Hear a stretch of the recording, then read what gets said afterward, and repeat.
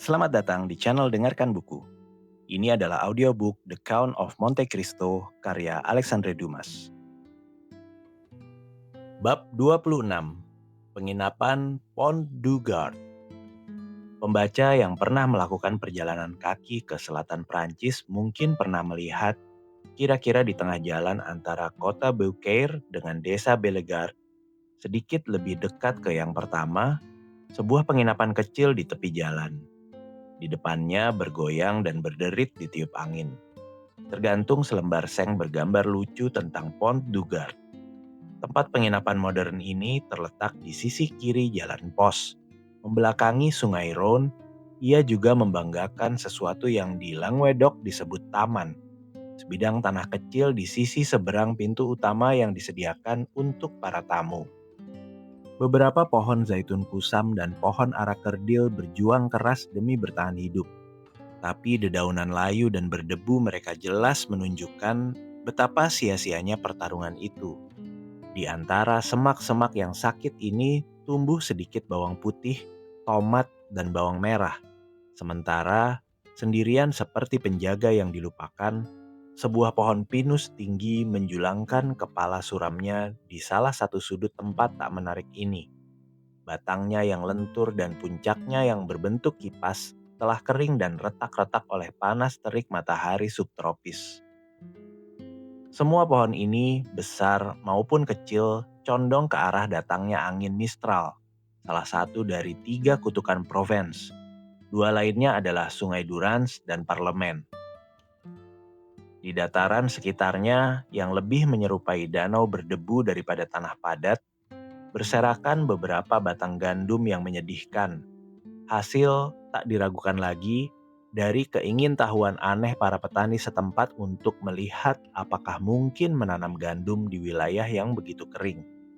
Setiap batang menjadi tempat hinggap seekor belalang yang menghibur para pejalan kaki yang melintasi pemandangan alam Mesir ini dengan suara nyaring dan monotonnya. Sudah sekitar 7 atau 8 tahun, penginapan kecil ini dikelola oleh sepasang suami istri, dibantu 2 pelayan. Seorang pelayan wanita bernama Trinette dan seorang kusir kuda bernama Pekau. Staf kecil ini cukup memadai untuk segala kebutuhan, karena kanal antara Beaucaire dan Aigues-Mortes telah merevolusi transportasi, menggantikan gerobak dan kereta pos dengan perahu. Dan seolah belum cukup menyengsarakan pemilik penginapan malang ini, yang kehancurannya dipercepat oleh kanal yang sukses itu. Kanal tersebut justru terletak di antara Rhône, sumbernya, dan jalan pos yang dikosongkannya. Hanya 100 langkah dari penginapan yang telah kita gambarkan secara singkat namun setia ini. Sang pemilik penginapan sendiri adalah pria berusia 40 hingga 55 tahun. Tinggi, kuat, dan bertulang besar. Contoh sempurna penduduk asli wilayah selatan. Matanya gelap, berkilat, dan dalam. Hidungnya melengkung seperti paruh burung. Giginya seputih gigi binatang pemangsa. Rambutnya seperti janggutnya yang tumbuh di bawah dagu, tebal dan keriting. Dan meski usianya sudah lanjut, hanya sedikit uban yang mulai muncul. Kulitnya yang memang gelap kini semakin kecoklatan karena kebiasaan pria malang itu berdiri dari pagi hingga senja di ambang pintu, mengawasi tamu yang nyaris tak pernah datang. Di sana ia berdiri, hari demi hari, terpapar sinar matahari selatan yang menyengat. Hanya dilindungi sehelai sapu tangan merah yang dililitkan di kepalanya ala kusir mule Spanyol. Pria ini adalah kenalan lama kita, Gaspard Caderousse. Sebaliknya, istrinya yang nama gadisnya Madeleine Redel berwajah pucat, kurus, dan tampak sakit-sakitan. Lahir di sekitar Arles, ia dulu ikut menikmati kecantikan yang terkenal dari para perempuan kota itu. Namun kecantikannya perlahan-lahan layu di bawah pengaruh demam lambat yang lazim menjangkiti penduduk di sekitar rawa Aigues-Mortes dan Camargue.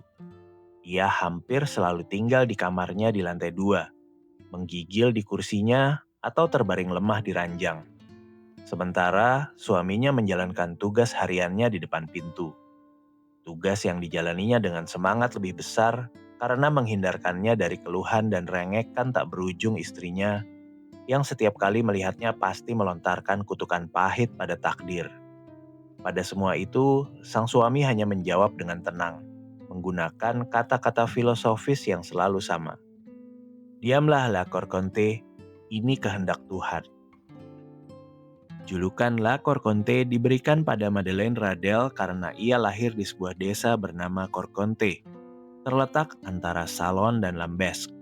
Di wilayah Perancis, tempat Caderousse tinggal, ada kebiasaan memberi setiap orang julukan khas yang membedakannya. Maka suaminya memberi nama La Corconte untuk menggantikan nama manis dan indahnya, Madeleine, yang kemungkinan besar tak mampu diucapkan oleh lidah kasarnya yang berlogat berat. Namun, janganlah dikira bahwa di balik sikap pasrah yang tampak ini, pemilik penginapan malang itu tidak menderita akibat penderitaan ganda. Melihat kanal yang dibencinya membawa pergi pelanggan dan keuntungannya, sekaligus mendengar keluhan dan ratapan harian istrinya yang pemarah.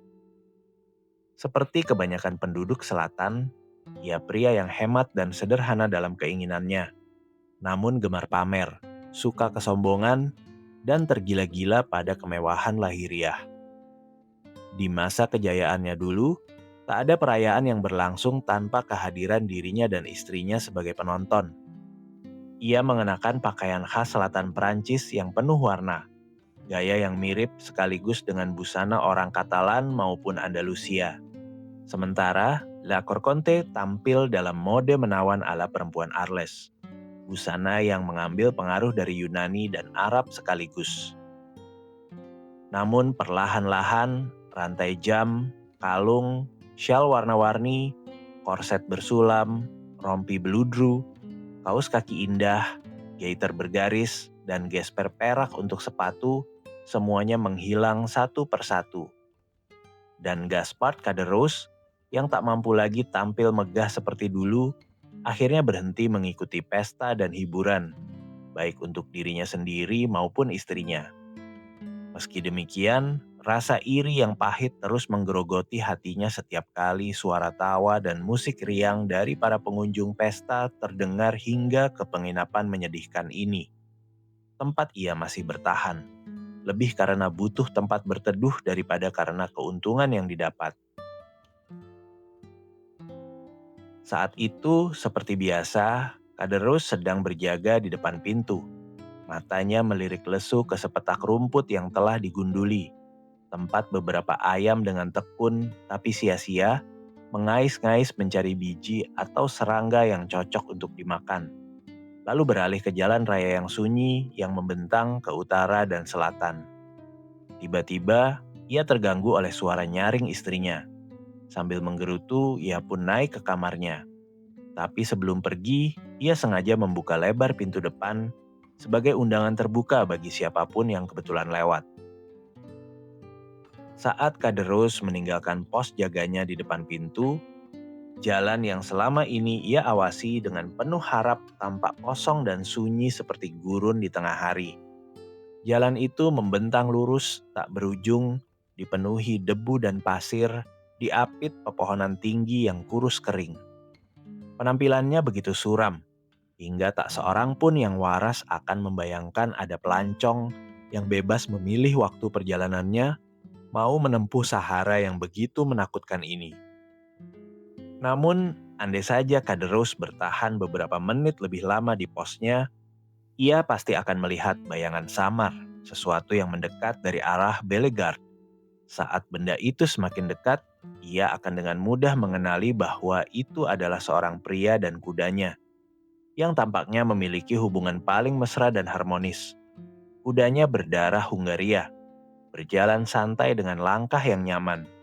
Sang penunggang adalah seorang imam, berpakaian hitam, mengenakan topi 3 sudut, dan meski terik matahari siang membakar, keduanya datang dengan kecepatan yang cukup cepat.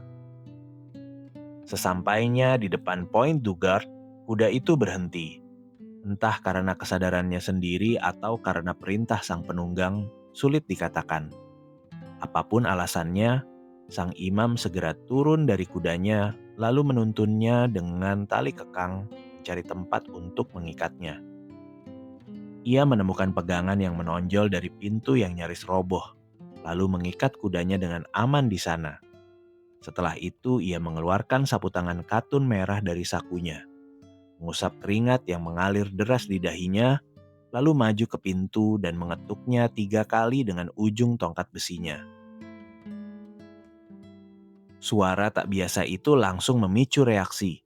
Seekor anjing hitam besar melompat keluar, menggonggong dan menunjukkan gigi putih tajamnya dengan sikap bermusuhan yang jelas menunjukkan betapa jarangnya ia bertemu orang asing. Pada saat yang sama, terdengar langkah berat menuruni tangga kayu dari lantai atas, dan sang pemilik penginapan Pont du Gard muncul, membungkuk-bungkuk dengan senyum ramah, mengundang tamunya masuk. "Sangat selamat datang, Tuan. Sangat, sangat selamat datang," ulang Kaderos yang tercengang. "Nah, Margotin," serunya pada anjingnya. "Diam kau. Jangan hiraukan dia, Tuan. Anjing ini cuma menggonggong, tak pernah menggigit. Di hari panas begini, pasti segelas anggur enak akan sangat menyegarkan ya." Lalu, baru saat itu ia memperhatikan pakaian sang tamu yang datang ke penginapannya yang sederhana. Kaderus buru-buru berseru, "1000 maaf, sungguh, aku tak sadar siapa yang kuterima di bawah atapku yang rewat ini. Apa yang bisa kusediakan untuk Tuan Abe? Minuman apa yang kumiliki? Semuanya siap kusajikan." Sang imam menatap orang yang berbicara padanya dengan pandangan lama dan menyelidik, bahkan seolah mengundang balasan pengamatan serupa dari sang pemilik penginapan.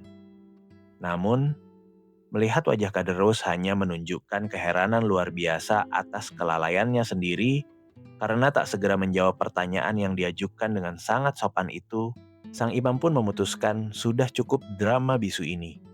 Ia lalu berkata dengan logat Italia yang kental, "Kau ini kurasa Tuan Kaderus?"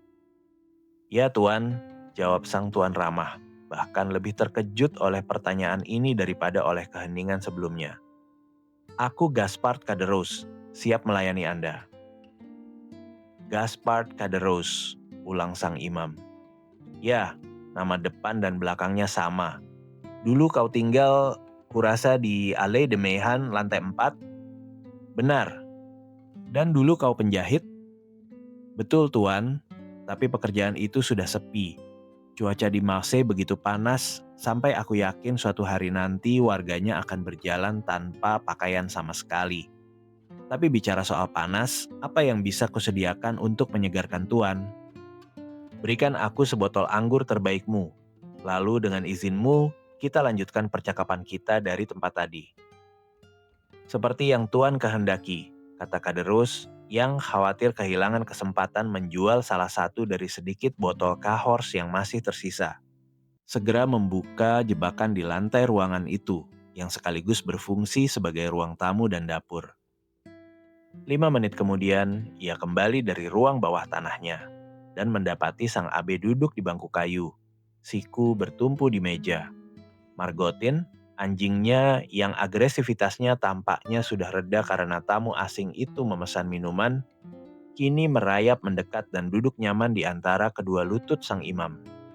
Leher kurusnya yang panjang bersandar di pangkuan sang tamu. Matanya yang redup menatap wajahnya dengan penuh perhatian. "Apakah kau sendirian di sini?" tanya sang tamu, saat Kaderus meletakkan sebotol anggur dan gelas di depannya. "Sendirian, benar-benar sendirian," jawab Kaderus. "Atau setidaknya praktis sendirian. Istriku satu-satunya orang di rumah ini selain aku, tapi ia sedang sakit, tak bisa membantuku sedikit pun. Kasihan dia." "Jadi kau sudah menikah?"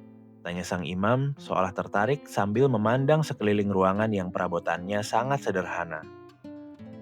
"Ah, Tuan," kata Kaderus sambil menghela nafas. "Jelas sekali aku bukan orang kaya. Tapi di dunia ini, jujur saja, orang jujur malah susah maju." Sang abe menatapnya dengan pandangan tajam dan menembus. "Ya, jujur. Itu yang bisa kukatakan tentang diriku," lanjut sang pemilik penginapan dengan tenang menghadapi tatapan sang imam. aku bisa berkata jujur bahwa aku orang jujur. Dan tambahnya dengan nada penuh makna sambil menepuk dadanya dan menggeleng, itu lebih dari yang bisa dikatakan semua orang di zaman sekarang. Lebih baik bagimu jika yang kau katakan itu benar, jawab sang abe. Karena aku yakin, cepat atau lambat, orang baik akan dihargai dan orang jahat akan dihukum. Kata-kata seperti itu memang tugas profesi Tuan, jawab Kaderus. Dan Tuan memang seharusnya mengatakannya. Tapi, tambahnya dengan wajah pahit. Kita bebas percaya atau tidak, terserah kita sendiri. Kau salah bicara begitu, kata sang abe. Dan mungkin lewat diriku sendiri, aku bisa membuktikan betapa kelirunya kau. Apa maksud Tuan? Tanya Kaderus heran. Pertama-tama, aku harus yakin bahwa kaulah orang yang kucari. Apa bukti yang Tuan butuhkan? Apakah kau pada tahun 1814 atau 1815 mengenal seorang pelaut muda bernama Dantes? Dantes? Apakah aku kenal Edmond yang malang itu? Tentu saja. Edmond Dantes dan aku sahabat karib, seru Kaderus. Wajahnya memerah gelap saat menangkap tatapan tajam sang abe yang terus mengawasinya. Sementara mata sang penanya yang tenang dan jernih tampak membesar seolah menyelidik dengan penuh semangat. Kau mengingatkanku, kata sang imam, bahwa pemuda yang kutanyakan tadi memang disebut-sebut bernama Edmond. Disebut-sebut bernama, ulang Kaderus, kini bersemangat dan gelisah. Tentu saja namanya Edmond, sejelas namaku Gaspard Kaderus. Tapi katakan, apa yang terjadi pada Edmond yang malang itu? Apakah Tuan mengenalnya? Apakah ia masih hidup dan bebas? Apakah ia sukses dan bahagia? Ia mati, lebih sengsara, lebih putus asa, lebih hancur hatinya daripada para penjahat yang menjalani hukuman di Galei Toulon. Wajah Kaderus yang memerah tadi langsung pucat pasi. Ia berpaling dan sang imam melihatnya mengusap air mata dengan ujung sapu tangan merah yang melilit kepalanya. Kasihan sekali, gumam Kaderus. Nah Tuan, ini bukti lagi bahwa orang baik tak pernah dihargai di dunia ini, dan hanya yang jahat yang sukses.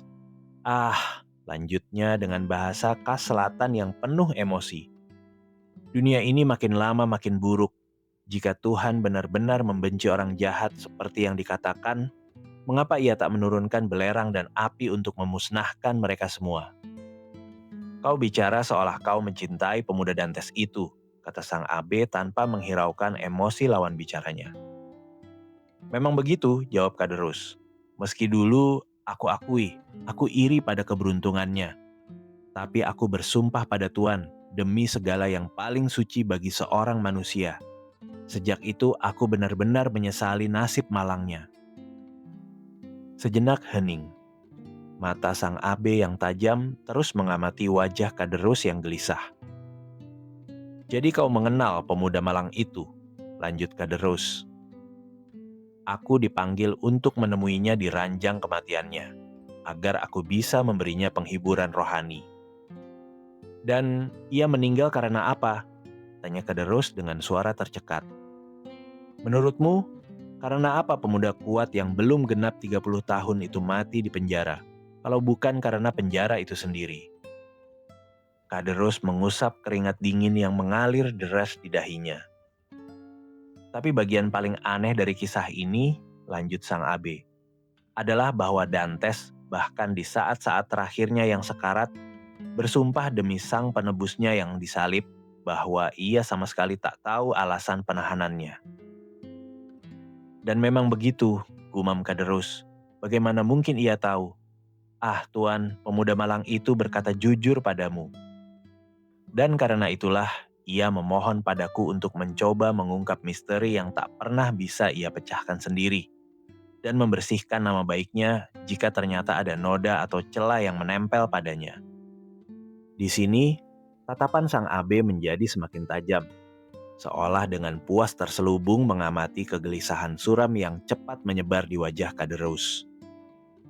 Seorang Inggris kaya, lanjut sang abe, yang menjadi teman senasibnya dalam penderitaan, tapi dibebaskan dari penjara saat restorasi kedua, memiliki berlian luar biasa berharga.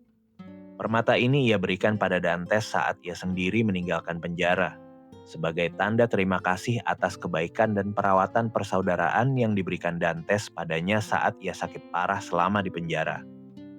Alih-alih memakai berlian ini untuk menyuap sipir, yang mungkin hanya akan mengambilnya lalu mengkhianatinya pada sang gubernur, Dantes menyimpannya dengan hati-hati, agar jika suatu hari ia bebas, ia punya modal untuk hidup. Penjualan berlian semacam itu saja sudah cukup membuatnya kaya raya. Kalau begitu, tanya Kaderus dengan mata berapi-api penuh nafsu. Permata itu pasti sangat berharga. Ya, segalanya relatif, jawab sang abe. Bagi seseorang dalam posisi Edmond, berlian itu memang sangat berharga. Nilainya diperkirakan 50.000 franc. Ya Tuhan, seru Kaderus hampir tak bisa bernafas karena kagum. 50.000 franc, pasti berliannya sebesar kenari. Tidak, jawab sang abe. Ukurannya tak sebesar itu, tapi kau bisa menilai sendiri. Aku membawanya di sini. Pandangan tajam Kaderus langsung menyapu pakaian sang imam, seolah berharap menemukan tempat persembunyian harta itu. Dengan tenang, sang abe mengeluarkan dari sakunya sebuah kotak kecil berlapis kulit hitam, lalu membukanya dan memperlihatkan permata berkilau di dalamnya, terpasang pada cincin berukiran indah. Dan berlian itu, seru Kaderus nyaris terengah-engah karena kagum. Kau bilang bernilai 50.000 franc? Ya, jawab sang abe. Itu belum termasuk cincinnya yang juga berharga. Ia menutup kotak itu lalu memasukkannya kembali ke saku. Tapi kilauan permata itu masih menari-nari di mata Kaderus yang terpesona. Tapi bagaimana permata ini bisa jadi milikmu, Tuan? Apakah Edmond menjadikanmu ahli warisnya? Tidak, hanya pelaksana wasiatnya. Dulu aku punya 4 sahabat setia, katanya. Selain tunanganku, dan aku yakin mereka semua benar-benar berduka atas kepergianku. Salah satu dari keempat sahabat itu bernama Kaderus. Kaderus menggigil. Sahabat kedua, lanjut sang abe seolah tak memperhatikan emosi Kaderus, adalah Danglars. Dan yang ketiga, meski sainganku sangat mencintaiku. Senyum setan menyungging di wajah Kaderus yang hendak menyela, tapi sang abe mengangkat tangan lalu berkata, biarkan aku selesai dulu. Kalau kau punya komentar, kau bisa bicara setelahnya. Sahabat ketigaku, meski sainganku sangat mencintaiku. Namanya Fernand. Sedangkan nama tunanganku adalah... Tunggu, lanjut sang abe seolah lupa. Aku lupa ia menyebutnya apa. Mercedes, seru Kaderus tak sabar. Benar, kata sang abe dengan desah tertahan. Mercedes namanya. Lanjutkan, desak Kaderus. Bawakan aku kendi air, kata sang abe. Kaderus segera menuruti. Sang abe menuangkan air ke gelas lalu meneguknya perlahan. Setelah tenang kembali, ia meletakkan gelas kosong di meja dan bertanya. Kita sampai di mana tadi? Nama tunangan Edmond adalah Mercedes. Tepat. Kau akan pergi ke Marseille, kata Dantes, karena kau tahu aku mengulang persis katanya. Mengerti? Sempurna. Kau akan menjual berlian ini. Bagi uangnya menjadi 5 bagian sama rata, lalu berikan masing-masing bagian pada sahabat-sahabat baikku. Satu-satunya orang yang mencintaiku di dunia ini. Tapi kenapa 5 bagian? Tanya Kaderus. Kau hanya menyebut 4 orang. Karena yang kelima sudah meninggal. Katamu sendiri, penerima kelima warisan Edmond adalah ayahnya sendiri. Benar sekali, seru Kaderus, nyaris tersedak oleh gejolak perasaan yang saling bertentangan. Ayah tua malang itu memang meninggal. Aku mendengar itu di Marseille, jawab sang abe berusaha keras tanpa acuh tak acuh. Tapi karena sudah lama sejak kematian ayah Dantes, aku tak bisa mendapat rincian akhir hayatnya. Bisakah kau menceritakannya? Siapa lagi yang tahu kalau bukan aku, jawab Kaderus. Aku tinggal hampir di lantai yang sama dengan ayah tua malang itu.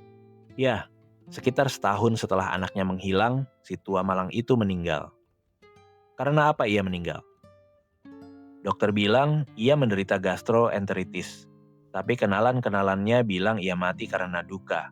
Tapi aku yang melihatnya di saat-saat terakhir, aku bilang ia mati karena Kaderos berhenti. Karena apa? Tanya sang imam, cemas dan penasaran. Karena kelaparan murni. Kelaparan, seru sang abe, melompat dari kursinya. Binatang paling hina pun tak dibiarkan mati kelaparan. Anjing liar di jalanan saja masih dikasihani orang yang melemparkan remah roti. Tapi seorang manusia, seorang Kristen, dibiarkan mati kelaparan di tengah sesama yang mengaku Kristen. Tak mungkin, benar-benar mustahil. Apa yang kukatakan, itulah yang terjadi, jawab Kaderus tegas. Dan kau bodoh karena mengatakannya. Terdengar suara dari atas tangga. Kenapa ikut campur urusan yang bukan urusanmu? Keduanya menoleh dan melihat wajah pucat Lakor Konte mengintip di antara jeruji tangga. Tertarik suara percakapan, ia dengan lemah menyeret dirinya turun, lalu duduk di anak tangga paling bawah. Kepala di lutut menyimak seluruh pembicaraan. Urus urusanmu sendiri istriku, hardik Kaderus. Tuan ini bertanya dan kesopanan melarangku menolak. Kesopanan, dasar bodoh, baras Lakor Konte. Apa hubunganmu dengan kesopanan? Lebih baik pakai akal sehat. Bagaimana kau tahu niat orang ini sebenarnya? Mengorek semua yang bisa kau katakan? Aku bersumpah nyonya, kata sang abe. Niatku baik. Suamimu tak akan beresiko selama ia jujur menjawab pertanyaanku. Ah, omong kosong, balas perempuan itu. Mudah sekali berjanji tak ada resiko. Tapi begitu orang bodoh sepertimu sudah terbujuk mengatakan semua yang diketahui, janji itu langsung dilupakan. Lalu di saat tak disangka-sangka datanglah masalah, penderitaan, penganiayaan, dan si malang itu bahkan tak tahu dari mana semua itu berasal. Tenanglah nyonya baik, kata sang abe. Apapun yang terjadi, aku berjanji, bukan aku yang akan menyebabkannya. Lakor Konte bergumam tak jelas, lalu kembali menunduk.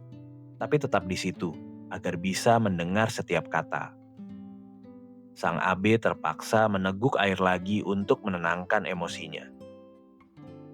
Setelah cukup tenang, ia berkata, jadi ayah tua malang itu ditinggalkan semua orang. Kalau tidak, ia tak akan mati dengan cara mengerikan seperti itu. Tak sepenuhnya ditinggalkan, lanjut Kaderus. Mercedes si Katalan dan Tuan Morel sangat baik padanya. Tapi entah kenapa ayah tua itu membenci Fernand, orang yang, tambah Kaderus dengan senyum pahit, baru saja kau sebut sebagai sahabat setia Dantes. Apakah ia memang bukan sahabat setia? Tanya sang abe. Gaspard, gumam Lakor Konte dari tangga. Hati-hati bicaramu. Kaderus tak menanggapi, tapi pada sang abe ia berkata, apakah seseorang bisa setia pada orang yang istrinya ia ingini untuk dirinya sendiri? Tapi Dantes terlalu jujur. Ia percaya semua orang tulus. Edmond Malang itu benar-benar ditipu. Untung ia tak pernah tahu, karena di ranjang kematiannya, ia mungkin tak akan mampu memaafkan musuh-musuhnya. Dan apapun orang katakan, lanjut Kaderus dalam bahasa daerahnya yang penuh puisi kasar. Aku lebih takut pada kutukan orang mati daripada kebencian orang hidup. Bodoh, seru Lakor Konte.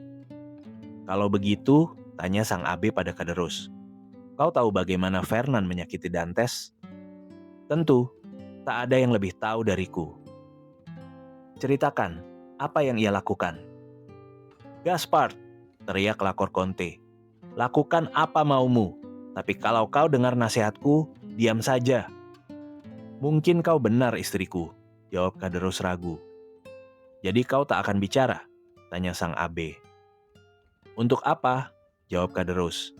Jika Edmond masih hidup dan datang padaku meminta kejujuran, mungkin aku tak akan ragu. Tapi kau bilang ia sudah mati. Jadi ia tak butuh kebencian atau balas dendam. Biar semua perasaan itu dikubur bersamanya. Jadi kau lebih suka, kata sang abe, aku memberikan hadiah yang ditujukan untuk persahabatan setia pada orang-orang yang kau sebut pengkhianat? Memang benar, jawab Kaderus. Hadiah Edmond tak layak untuk pengkhianat seperti Fernand dan Danglars. Lagi pula, apa artinya bagi mereka? Hanya setetes air di lautan. Ingat, lanjutlah Korkonte, dua orang itu bisa menghancurkanmu dengan satu pukulan. Bagaimana bisa? Tanya sang abe. Apakah mereka kaya dan berkuasa? Kau tak tahu sejarah mereka? Tidak, ceritakanlah.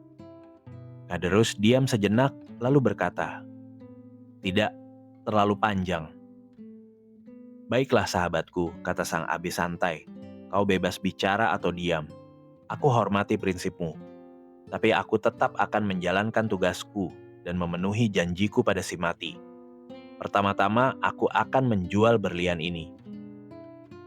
Sambil berkata demikian, sang abe sekali lagi mengeluarkan kotak kecil itu, membukanya dan memposisikannya agar kilauan permata itu menyilaukan mata Kaderus. Istriku, istriku, seru Kaderus parau. Kemarilah. Berlian, seru La Korkonte bangkit dan turun dengan langkah mantap. Berlian apa yang kau maksud? Kau tak dengar percakapan kami, tanya Kaderus. Ini berlian indah peninggalan Edmond Dantes. Akan dijual, uangnya dibagi 5. Untuk ayahnya, Mercedes tunangannya, Fernand, Danglars, dan aku. Permata ini bernilai setidaknya 50.000 franc. Wah, permata luar biasa, seru perempuan itu takjub. Berarti 1/5 dari hasil penjualan ini jadi milik kita kan? Tanya Kaderus. Ya, jawab sang abe. Ditambah bagian ayah Dantes, yang kuyakini boleh kubagi rata pada 4 orang yang masih hidup. Kenapa dibagi 4? Tanya Kaderus. Karena kalianlah sahabat yang paling dihargai Edmond. Aku tak sebut sahabat buat orang yang mengkhianati dan menghancurkanmu, gumam istrinya pelan. Tentu saja tidak, seru Kaderus cepat. Itu juga yang kukatakan tadi, memberi hadiah pada pengkhianatan, bahkan kejahatan adalah dosa besar. Ingat, jawab sang abe tenang sambil menyimpan kembali berliannya. Ini salahmu sendiri, bukan salahku. Beri aku alamat Fernand dan Danglars, agar aku bisa menjalankan wasiat terakhir Edmond. Kaderus gelisah luar biasa. Keringat dingin mengalir deras di dahinya. Saat melihat sang abe berdiri dan berjalan ke pintu, seolah hendak memeriksa apakah kudanya sudah siap melanjutkan perjalanan, Kaderus dan istrinya saling bertukar pandang penuh makna. Nah, lihat istriku, katanya. Berlian ini bisa menjadi milik kita jika kita mau. Kau percaya? Tentu, orang suci seperti dia tak mungkin menipu kita. Kalau begitu, lakukan saja, jawab La Korkonte. Tapi aku tak mau ikut campur. Ia pun naik kembali ke kamarnya. Tubuhnya menggigil, giginya gemeretak meski cuaca sangat panas. Di puncak tangga ia berbalik dan berseru memperingatkan suaminya. Gaspard, pikirkan baik-baik apa yang akan kau lakukan. Aku sudah memikirkan dan memutuskan, jawab Kaderus. La Korkonte masuk ke kamarnya. Lantainya berderit di bawah langkahnya yang goyah, lalu jatuh ke kursinya seperti orang kehabisan tenaga. Nah, tanya sang abe saat kembali ke ruangan bawah. Apa keputusanmu? Aku akan ceritakan semua yang kuketahui, jawab Kaderus. Itu keputusan bijak, kata sang imam. Bukan karena aku ingin memaksa, tapi jika berkat bantuanmu aku bisa membagi warisan ini sesuai keinginan si mati, itu jauh lebih baik. Semoga saja, jawab Kaderus. Wajahnya memerah oleh keserakahan. Aku siap mendengarkan, kata sang abe. Tunggu dulu, jawab Kaderus. Kita bisa diganggu di bagian paling menarik, dan itu sayang sekali. Lebih baik kunjunganmu ini hanya diketahui kita berdua. Ia pun diam-diam pergi ke pintu, menguncinya rapat-rapat seperti biasa ia lakukan di malam hari. Sementara itu sang abe memilih tempat duduk di sudut gelap, agar cahaya menerangi wajah si pencerita. Ia menunduk, tangannya terkepal siap menyimak setiap kata. Kaderus duduk di bangku kecil tepat di hadapannya. Ingat, ini bukan urusanku. Terdengar suara gemetar lakor konte dari lantai atas. "Cukup, tak usah bicara lagi. Aku yang akan tanggung semua akibatnya," jawab Kaderus. Dan ia pun mulai bercerita.